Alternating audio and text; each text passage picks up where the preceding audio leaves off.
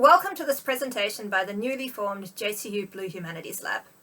The lab is a collective of scholars from the humanities, social sciences, arts and education who are focusing their attention on waters.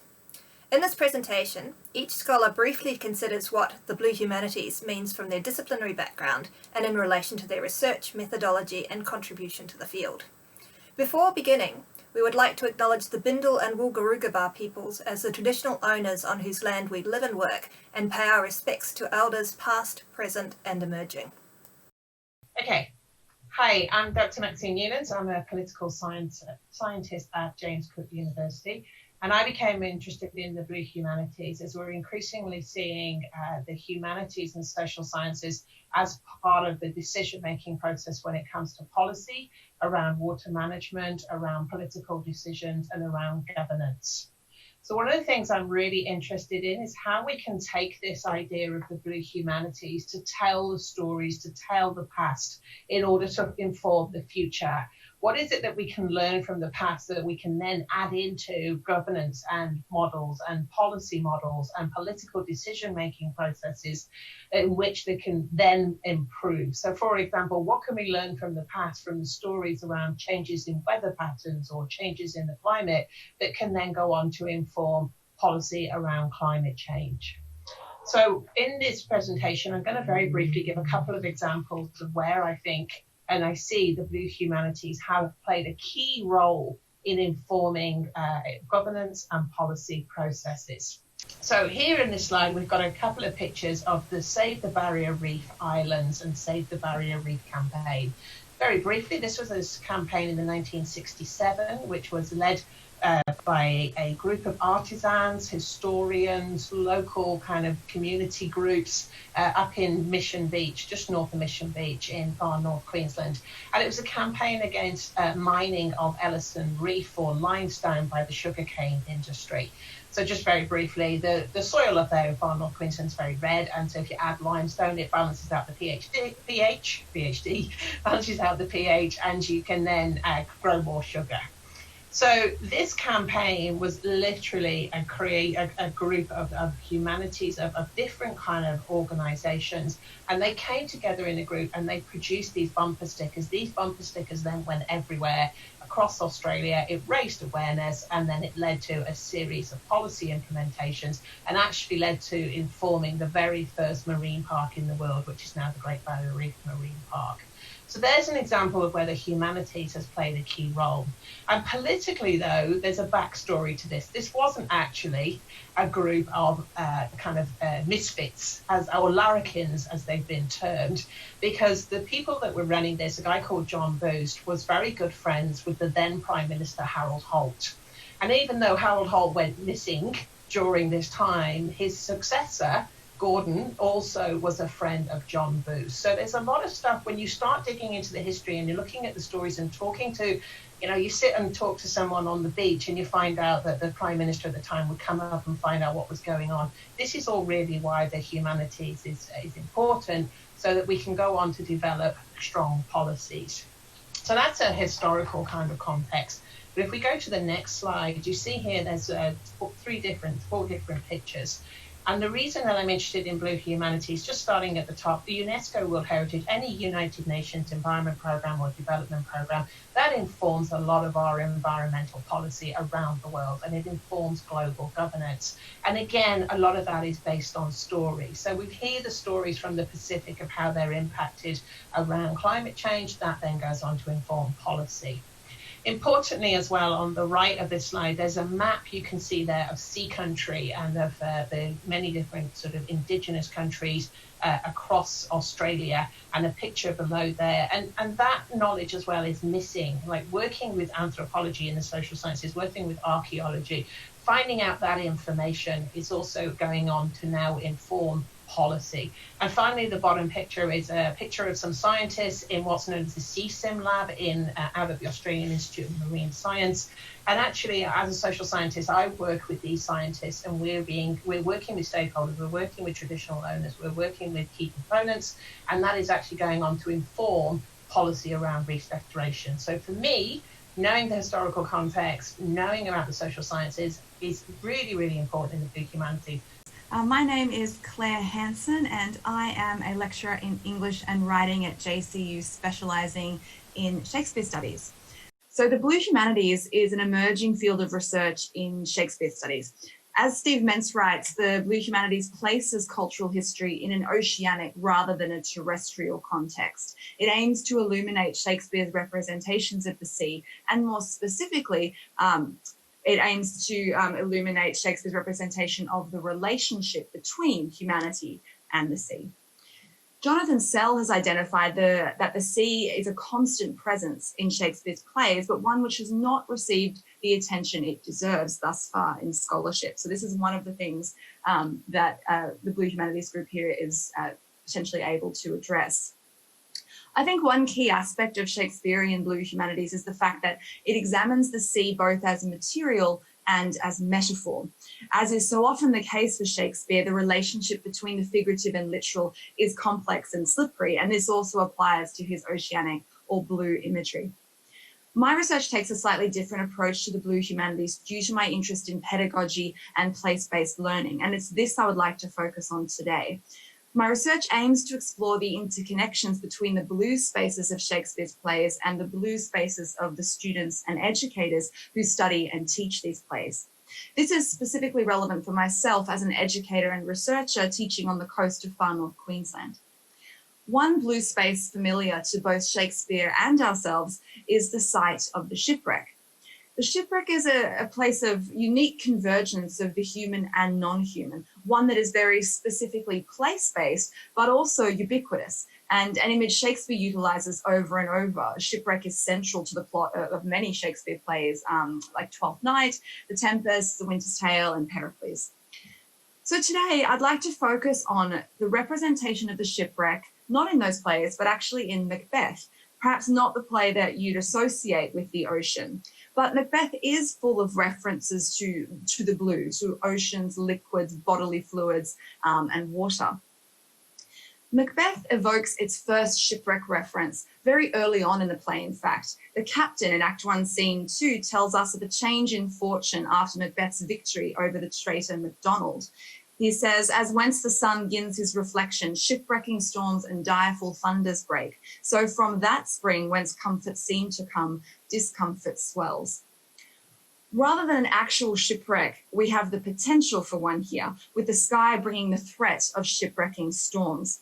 The image operates as a potential or imagined space, and this exemplifies, as Mentz writes in his book Shipwreck Modernity, that any depiction of an early modern ship at sea contains embedded the possibility of a shipwreck story. And I think this idea of potential is really fascinating here because the imagery is focused more on possibility than the actual presence of a ship itself. In the next scene, though, the witches offer a literal description of an endangered and wrecked ship, when the first witch promises that the bark of the sailor shall be tempest-tossed. And you can see this passage on the screen in front of you now. So whereas the shipwrecking storms of the captain were a metaphorical description of the vicissitudes of battle, the witches are dangerously literal, bearing the physical salvage of shipwreck. So why does the image or threat of shipwreck recur in Macbeth? Despite the concept of shipwreck referring to a thing and a place, so that is a site where something that was once mobile now rests indefinitely, the ubiquity of this concept makes it almost placeless. For Mentz, shipwreck takes us all around the world because, as he writes, no oceanic straits are free from its risks and anxieties. And shipwreck does indeed take us all around the world, including, of course, far north Queensland. Townsville, where our campus is based, has its own shipwrecks to consider, including the SS Yongala and the HMS Pandora. The former is now a world-famous dive site due to its prolific marine life, and the latter can be visited in the Museum of Tropical Queensland. So how can we productively connect shipwreck discourse of Macbeth with our local shipwreck histories of Townsville? And this is what I hope to further explore, this question around connecting lived place with the literary and dramatic places of Shakespeare through this notion of an in-between conceptual and partially imagined site that shares a core point of commonality, a shared spatial imaginary. This spatial imaginary of shipwreck is fitting for Macbeth, a play defined as a tragedy of imagination. Here we can meet Shakespeare at the site of the shipwreck, at once real and imagined, a place which clearly excited his interest, just as shipwrecks continue to fascinate us today. Mentz writes that Shakespeare's early modern readers and today's modern audiences both latch on to shipwreck stories because they give us equipment for thinking in a world of ecological catastrophe.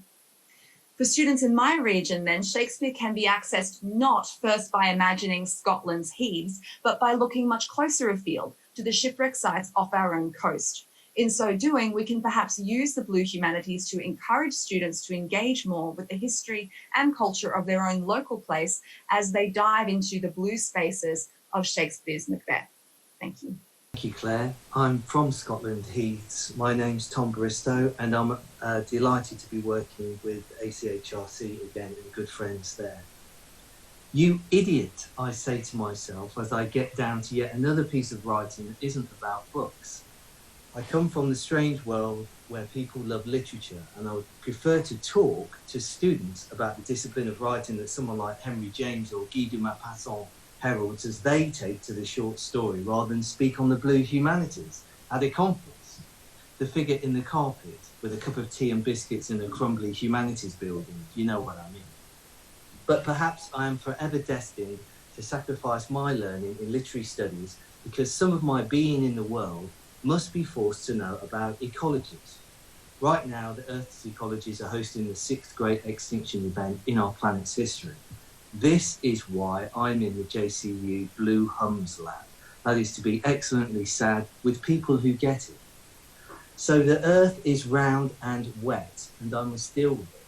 Thankfully, the Blue Humanities for me spells waters. Yes, waters, because the plural waters sounds like the watery formations in the natural landscape, rather than just the mass term or stuff, water. Sounds like. The fossil record indicates that mass extinction events have affected reefs as much as or more than any other major ecosystem on Earth. These events, 5 in total, were all due to global environmental upheavals that have been linked to a wide range of causes. Reefs took an immense interval of time, many millions of years, to recover from each of these great extinctions. Behind me, here, a weathered land care sign on the banks of Ross Creek speaks not of its formation on the refuse dump that was put here after Cyclone Althea in 1972, but it speaks of 40% of all species that live or breed in wetlands, lakes, rivers, dams, etc. My world now looks not just to wetlands, not on their own, but to their relationship with seas and perhaps in future to the oceans. I wonder how I might take wetlands in extension to the question of literature. But coming back to water or waters, this subject for me means that I need to go to the sciences because they swim around in it and they do stuff with temperatures and species that I don't do when I do close reading. They record and articulate readings of diversity. They observe the propensity to change that inheres in multicellular life as it colonizes, adapts, and clings on for survival, or yes, even thrives. And I think the lab can help me experiment with my literary scholarship and find out how those findings in science relate to my literary studies. Perhaps friends in the lab will inspire me to refine my thoughts and add some words into the global word soup that's out there.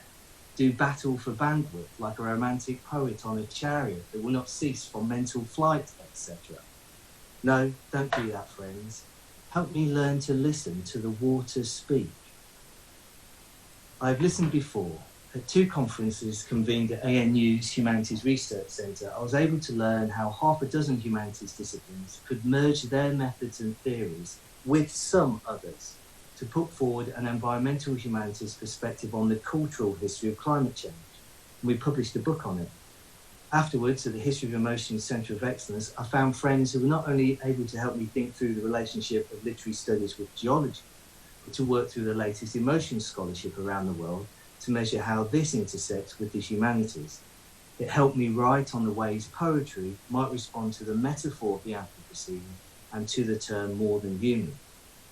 As the planet was dying, I thought this topic would be a relevant starting point for a Marie Curie Fellowship exploring the elegiac mode in light of the poetics of consolation within ecological crisis.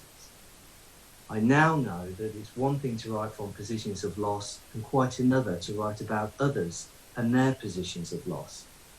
The art of losing is an emotional practice that has long been shared within the constraints of public and private grief work. And my work in the lab in literature will hopefully bring the sciences to that kind of conversation. So following these past experiments, to find myself within a laboratory dedicated to the blue humanities is really quite exciting, I think. My emotional disposition of late seems to fit with North Queensland. Events of the last few years have made it impossible for me to remain silent about coral bleaching when I speak in fora that facilitate a respectful exchange of critical positions and songs of situatedness regarding the environment. My 750 words that I'm sharing with you today are therefore dedicated to sharing with you my first thoughts on working with the Great Barrier Reef as a phenomenon, natural and cultural. So the blue humanities is the good space for me as it allows me to conceive of the waters that I am close to as a phenomena I will learn to love and call sea country. Claire. Thank you. Hello, I'm Dr. Claire Brennan and I'm a historian. As an environmental historian, my work is instinctively interdisciplinary and concerned with the physical world. The founding of the JCU Blue Humanities Lab offers me a chance to engage with work from the broader humanities, to question my own understandings and assumptions, and to engage with critical tools used by other scholars that might reveal new insights when dealing with the historical record. My title is an attempted play on words around where I would be but for COVID-19. That is, in the environmental history, or GREEN, stream of the Australian Historical Association Conference. I should note that other environmental historians already pay attention to watery topics, and there are digital artefacts for this conference engaging with environmental history generally and with histories of marine environments in particular. The topics selected by historians tend to reflect their present as well as the past. Environmental history emerged during the early 1970s as a result of concerns about environmental degradation. The subdiscipline seeks to deal with the complex and shifting relationships that exist between humans and their environments. And the insights it offers are increasingly significant as we move deeper into the Anthropocene. As an environmental historian working in Northern Australia, there is a great deal to do. The Australian population, including its historians, tends to cluster in the southeast corner of the continent. Even within the state of Queensland, there is a southeastern concentration. However, the environments of the north and the interactions between people and environment that occur up here are significant within the story of the continent. As climate change accelerates, this region will increase in significance and as an example of what might be expected and possibly as a lifeboat. The history of the northern portion of Australia is pressing because of the importance of its environments. With the advent of the JCU Blue Humanities Lab, I turned and examined the research interests of myself, my students, and my history colleagues. And I'm proud to say that watery topics were already on our joint agenda. The Great Barrier Reef is a local concern for those of us living in North Queensland, as well as an entity of global significance. Its history is being written by JCU scholars, most notably Rowan Lloyd. Northern Australia is famous for its marine industries, and while much history of pearl shelling has been written by scholars living further south, JCU is invested in this topic and excellent work is being done by Tiana Kaloran. In 2016 and 2018, JCU scholars Russell McGregor and Lyndon McGarity published books on northern development, itself a response to the apparent environmental potential and environmental dangers of our region. That interest in development extends to rivers and to damming them, making it a very blue topic. And old ideas about northern development are made clear by the current popularity of the New Bradfield scheme, ably critiqued by Patrick White. The flora and fauna of our region is distinct, and much of it is watery. Examining the history of crocodile hunting in Northern Australia, allows me space to start unpicking interpretations of the North in the minds of Australians who live further south, to examine questions of race and environmental interactions, which this is such an important region, and a look at a resource boom and the environmental consequences it left in its wake. For me, this Blue Humanities Initiative marks the continuation of a deeply entrenched tradition among JCU scholars. Working at JCU, we are still subject to the tyranny of distance, an issue that will not be overcome by the rise of digitisation, as digitisation of archival material concerning the North is generally not a high priority for state and national institutions whose digitisation efforts are directed by the politics of memory and the weight of population. However, those of us working in the North know that geographical proximity has its advantages. The history of our region can best be written by those who have experience of it, who live within its environmental constraints, and who observe that history's ongoing consequences. The distinctiveness of our region's past and the range of environments and peoples it embraces makes the production and publication of local history a matter of national significance. Fortunately, James Cook University has a proud tradition of writing that history, a tradition that marks a commitment to the people of our region in the present, not just in the past. Hello, I'm Victoria Katainen. I'm an Associate Professor of English and Writing and the co-convener of this ACHRC Humanities in the Regions Conference, The Two Cultures, Arts and Sciences. I'm also a proud member of this emerging Blue Humanities Lab. I grew up on the other side of the Pacific, on the coast of British Columbia, Canada. And the Pacific has actually deeply informed my own life as I've been crossing back and forth across this great ocean for 20 years now. My work, in fact, has actually been informed by many of those crossings, as I began on an airplane journey a number of years ago to reflect on what it meant that we didn't have the stories of the boats that used to traverse that ocean and only stopped carrying passengers as a main route of transport very recently. So my presentation is called What Does Water Mean from the Perspective of Post-Colonial Literary Studies, which is my field. Water, water everywhere, nor any drop to drink. The most quoted line from Coleridge's poem, The Rime of the Ancient Mariner. Coleridge's poem, like the British Romantic poets Wordsworth, Byron, and Shelley, who were his contemporaries, may seem very distant to us. At school, their words are sometimes treated like jewels out of time, but they have a history and a geography that can resituate their world as a mirror to our own, through a glass darkly. As a post-colonial literary scholar, I'm trained to think about narratives, not so much as unassailable icons of cultural heritage, but rather in terms of the relationship between our societies, our histories, our geographies, and ultimately our identities. Coleridge's words, water, water everywhere, but not a drop to drink, suggest an ironic situation, scarcity in the midst of plenty, superfluity laced with privation. After traversing the globe, Coleridge's imagined mariners become stuck in the tropical doldrums. Without wind for their sails, his sailors despair. Some scholars think this poem had a source in Coleridge's own life. In James Cook's second voyage of exploration, commissioned by the Royal Society to calculate the distance of Earth from the sun. Mapping the coast of Australia on that journey, James Cook pushed further on his second journey, restocking in Tahiti before exploring the Antarctic, where some of his crew perished. The astronomer on this second voyage was William Wales, who happened to be Coleridge's tutor. Grade school English teaches that literature is the study of poetry and poetic devices, symbolism, simile, and metaphor. It can seem like an indulgence, outdated and irrelevant in the age of Facebook and Netflix. But metaphor is more than a linguistic flourish.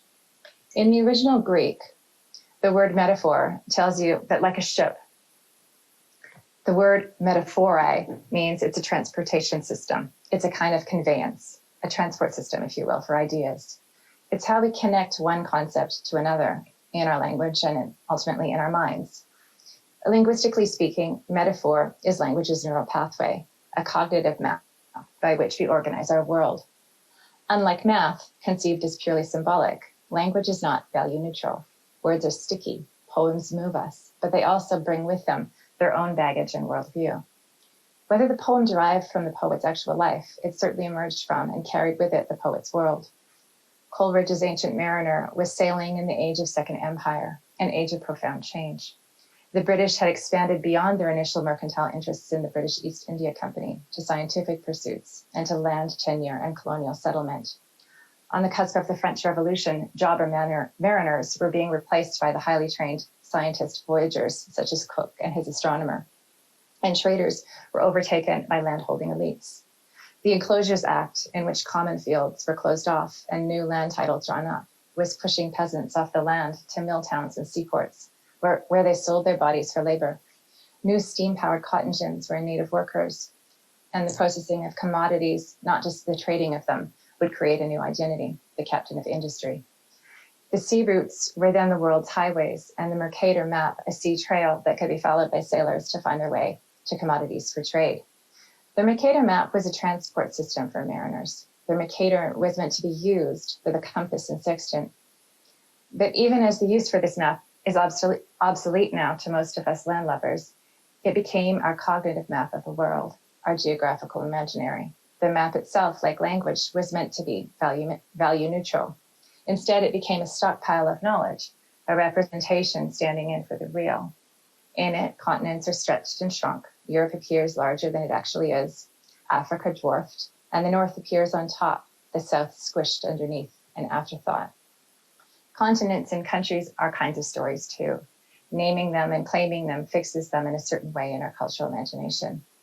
Too often we mistake the construct of a nation state with a natural state, a political construct and a social construct with a bioregion, a human ecosystem, and maybe even a home. Post-colonial literature gives us a way of reframing these narratives, nudging them from the untouchable world of universal truths, although they may speak them, into the world of geohistorical and economic contingencies. Placing Coleridge's poem back into the age of Second Empire renders seeable what might be invisible when we see it only as a cultural jewel. Like putting dye in the bloodstream, it helps us see what may be otherwise invisible. We can see that it is informed by the age of scientific enlightenment and settler colonial expansion, when progress delivered promise to some and dispossession to others. This helps us reframe its warning about the hubris of science and claims to knowledge, a moral too, that plenty can be followed by scarcity, and knowledge or science can become a kind of arrogance. Our own stories of Australia or Canada, where I grew up, can seem very different from the world of Coleridge, but they too have been shaped by that cultural world. The geographical imaginary shaped by the mariners of Coleridge's day informs the Mercator map most of us use as our shorthand of the globe, our cognitive map of the world. Yet the blue spaces of that world have become invisible to us. Just recently, yesterday, in fact, on June 25th, at the Oxford Research Centre in the Humanities, Professor Alice Oswald delivered the Professor of Poetry lecture for 2020 online, which she called An Interview with Water. In a season in which too many of us across the world have endured grief and loss, her lecture makes uncanny connections between grief and water in ways that align with my research, also uncannily. What does it mean to think with water? For one, it means to blue the map. Bluing was a dye that was brought to the West by the British East India Company. To blue is to bring out the colors. It comes from the substance indigo, which Sir Isaac Newton used to name a color in the spectrum. To blue the rhyme of the Ancient Mariner is to see this geohistorical context, to see what Coleridge was addressing was not only a world aquatic, but that the ambitions of science and in were emerging to name and claim the regions and peoples of our world are visible in it too. I want to conclude with a provocation. What might it mean to blue our study of literature? Does it just mean reading for the blue spaces? Well, this is important. Reading, for instance, about the aquatic world in works like Amitav Ghosh's Sea of Poppies or Steinbeck's Sea of Cortez or Malcolm Lowry's October Ferry to Gabriola. I think it's also to read differently, against the grain, to use another land-based metaphor. As Canadian literary scholar Nick Mount has pointed out, our national literatures, such as Australian, New Zealand, and Canadian literature, tend to be organized around what he called the topocentric axiom, around reading and writing the land. In a settler colonial context, this can be problematic. It naturalizes the idea of the nation state and reifies it in our cognitive map. I want to propose bluing as a kind of different operation. Rather than a form of reading organized around what Suzanne Sontag has called resource extraction, extracting meaning from literary works. I propose a model that takes us back to the Mercator map, doing things with books, reading with history, geography, and in this case, water rather than land, but also borrowing from Coleridge, putting a world of plenty alongside a world of environmental scarcity, moving from literature as a glimmering cultural jewel to ways of reading and writing that render new ways of seeing, feeling, grieving, and reconfiguring our cultural map. Thank you. Over to you, Jen. I'm Jennifer Deeger. I'm the team leader of Creative Ecologies at the Cairns Institute and an anthropologist, filmmaker, and curator.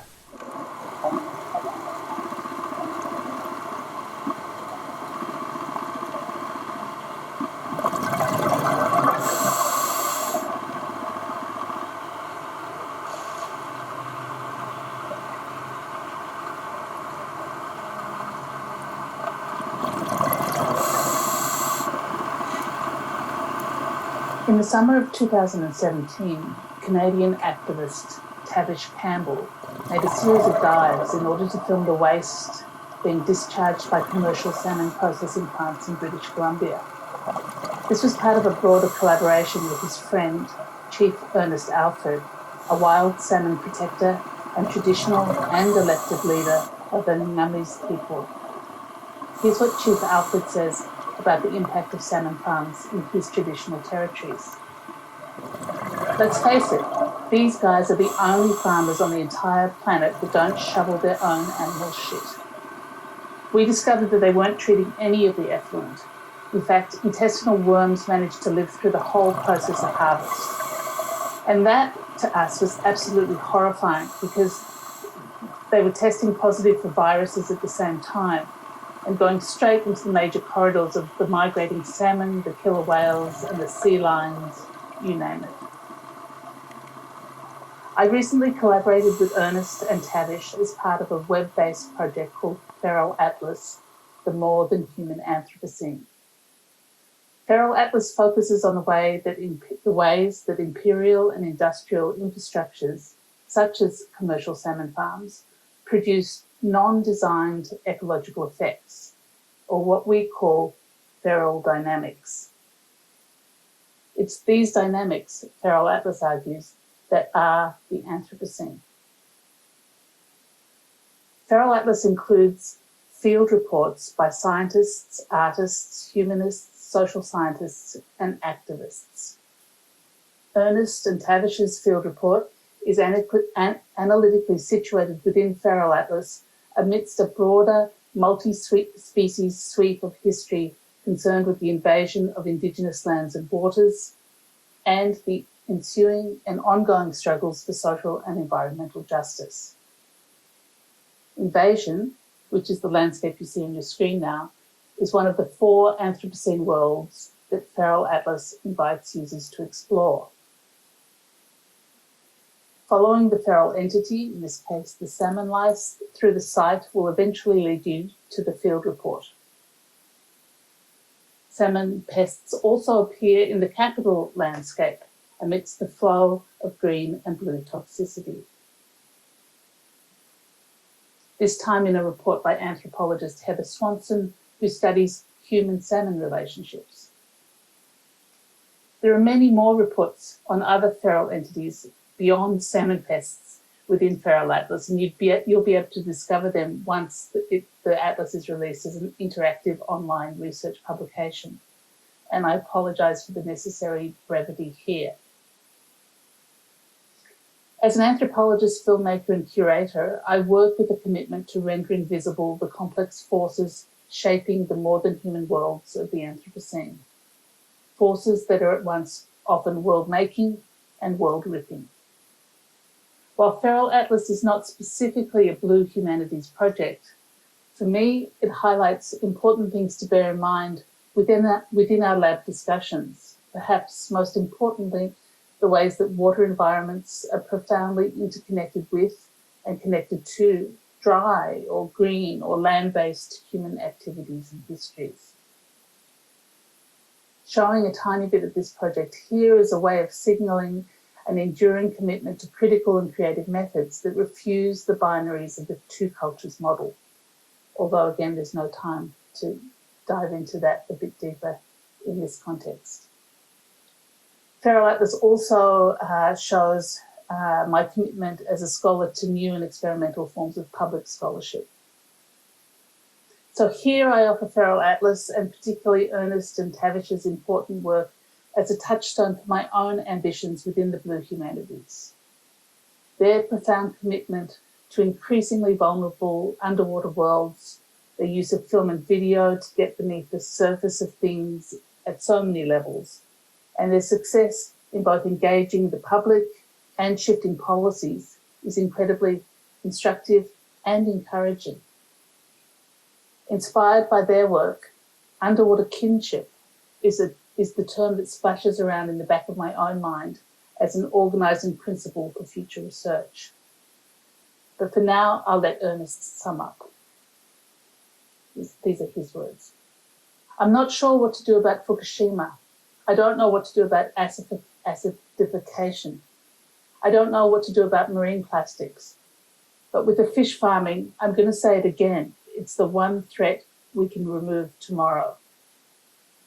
And in fact, we recently won a commitment from the provincial government of British Columbia to close 10 and possibly 17 fish farms in Indigenous territories of the 4 nations of the Broughton Archipelago. This is a precedent that is inspiring other people around the world. But I want to stress that our people never came out to kill the company or to take a stand against its workers. It's always been about the fish.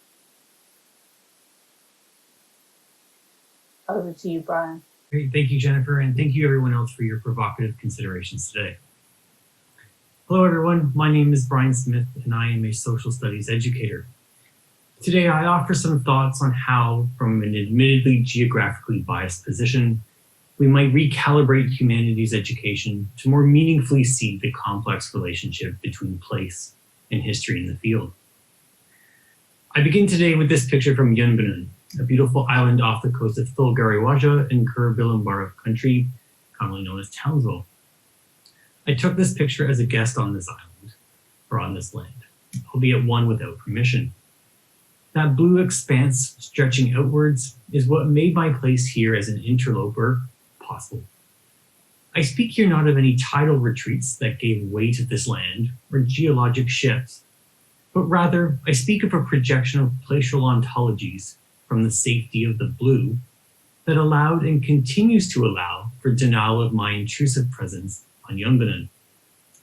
What makes this such a banal and uncontested affair is the persistent and pervasive application of an opaque geography, one devoid of ethical recognition, one reveling in a perpetual denial.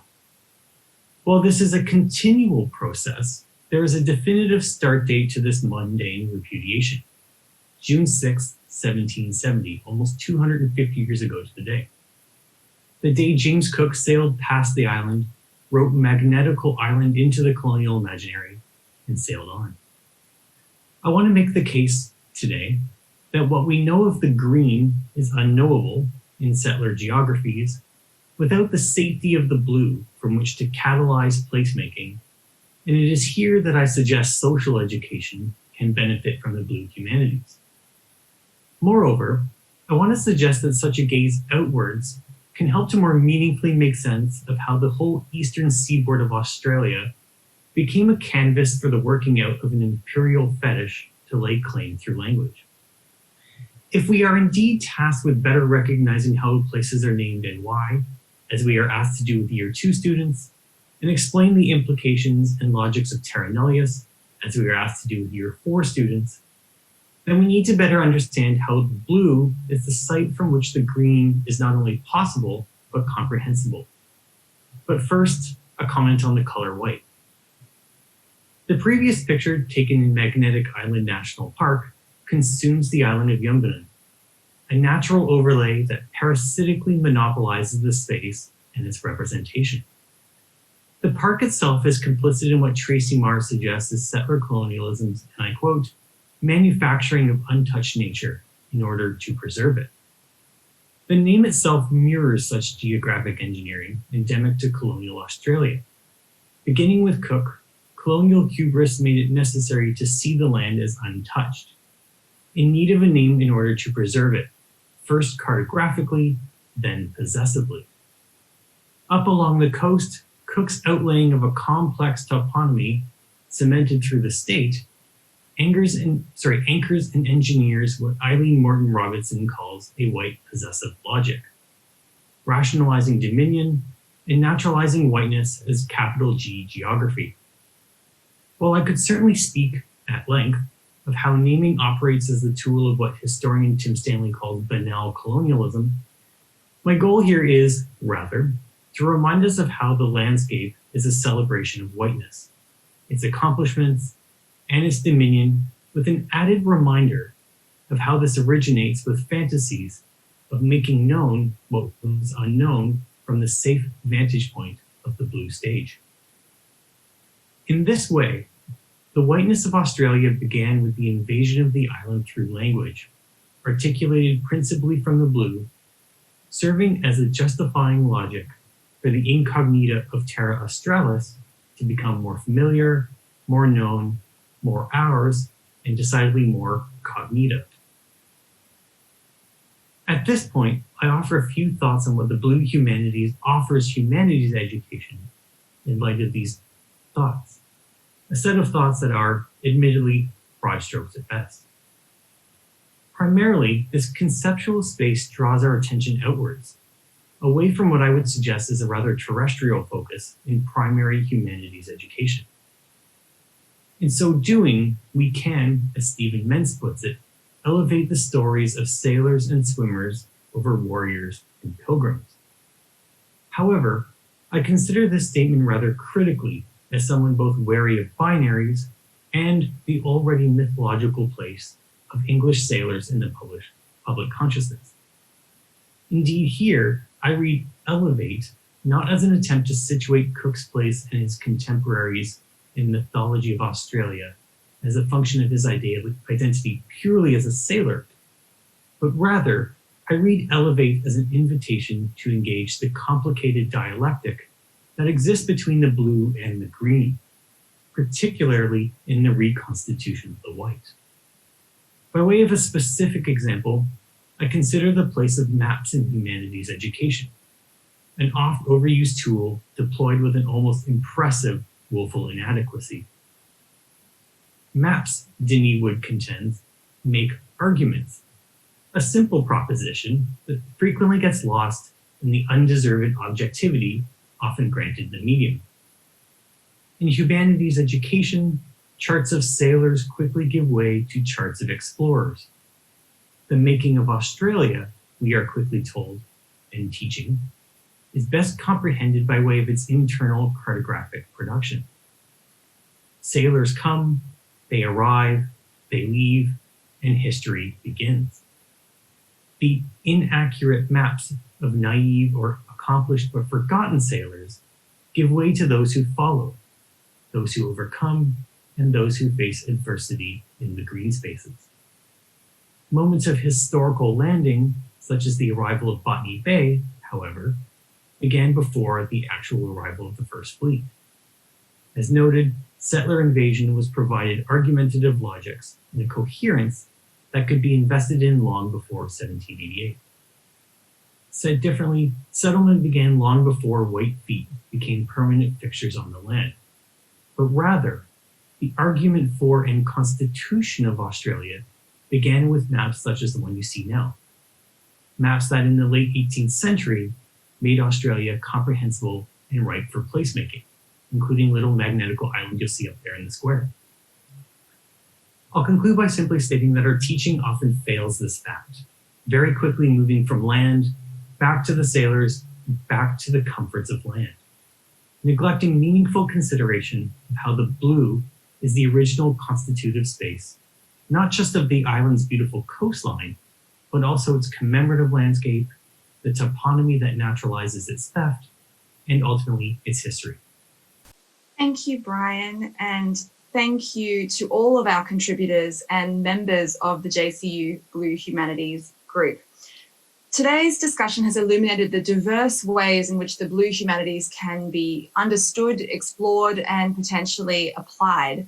From considering how the blue humanities can be used to tell stories that inform policy development to connecting literary texts with our own blue spaces, it becomes clear that storytelling is of paramount importance to the potential of the blue humanities. It's also apparent that the blue humanities can help us to better understand the dynamics between ourselves and the blue spaces we encounter, observe, or otherwise engage with. This includes learning how to be, in Tom's words, excellently sad in response to the climate crisis and beginning to conceptualize waters we are close to as sea country. Through environmental history, we can investigate the relationship between human lives and Australian waters, especially the watery environments of the north and the tropics, the reefs, inland waters, rivers, and dams. The blue humanities offers a space to connect with other scholars and to drive interdisciplinary research, as it also looks between continents at the linkages between written word, place, and space. Over to you, Max. And the blue humanities also provides a space for rethinking cultural history, for resituating language as a cognitive map and considering how to blue that map. Our initial idea to create this Blue Humanities Lab emerged from a need to create a place to experiment, to test out ideas, to share ideas, and to offer a new way of understanding the place that sits between academically the sciences, the social and the marine sciences, the humanities and the oceans, the education and the environmental science. It highlights here how watery environments have become so profoundly interconnected with dry or green human activities and histories, and how we can help make those visible, the complex forces that shape the more than human world of the Anthropocene. This discussion has also focused on the literal and figurative use of colours to define our fields of study, engaging in the complicated dialect that exists between blue and green, particularly when it comes to Australian colonial history and in the reconstruction of the white. Our aim is to see the JCU Blue Humanities Lab open up possibilities for interdisciplinary and collaborative work, exploring how attention to the blue can deepen our knowledge of the relationship between the human and the watery environs and challenge those boundaries between the human, the non-human, the post-human, the blue, the green, and the other. Thank you.